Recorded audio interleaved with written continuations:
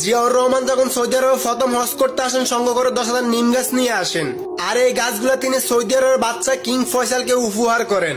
Saudi আরবের বাদশা king Faisal এই গাছগুলোকে আরাফাতের ময়দানে রোপণ করেন। কিছুদিন পর সৌদি আরবের বাদশা কিং ফয়সাল যখন আরাফাতের ময়দানে যান, হঠাৎ তার মাথায় আসেন জিয়াউর রহমান যে গাছগুলো দিয়েছে তার কি অবস্থা। উনি গাছগুলো দেখতে যান, উনি দেখলেন পুরনো পাতা পরে গিয়ে নতুন করে পাতা এবং কি শাখা পোশাক গজিয়েছে। উনি সাথে সাথে জিয়াউর রহমানকে কল করেন আর বললেন, জিয়াউর রহমান আমার জন্য 2 লক্ষ গাছ পাঠাবেন, এর বিনিময়ে আমি আপনাকে কি দিতে পারি। তখন জিয়াউর রহমান বলল, আমার দেশের মানুষকে আপনার দেশে কর্মস্থলে ব্যবস্থা করে দেন।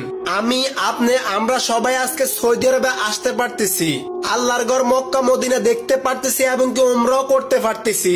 এটা শুধুমাত্র জিয়াউর রহমানের জন্য, শেখ হাসিনা কিংবা শেখ মুজিবের জন্য না। আর সৌদি আরবের বাদশা কিং ফয়সাল ওই গাছের নাম রেখেছেন সাজরাতুল জিয়া। আমরা বাংলাদেশিরা জিয়া গাছ বলে থাকি। আমরা যারা মুসলমান আমরা বিশ্বাস করি পৃথিবীতে কিয়ামত হবে, আর সর্বশেষ কিয়ামত হবে আরাফাতের ময়দানে। আর সেই আরাফাতের ময়দানে কিন্তু সাজরাতুল জিয়া গাছ আছে। এই জন্যই বললাম, রোজ কিয়ামতের আগ পর্যন্ত জিয়াউর রহমান নাম কেউ মুছতে পারবে না। আমি গর্বিত শহীদ প্রেসিডেন্ট জিয়াউর রহমানের জন্য, আমি গর্বিত বাংলাদেশ জাতীয়তাবাদী দল বিএনপি করার জন্য।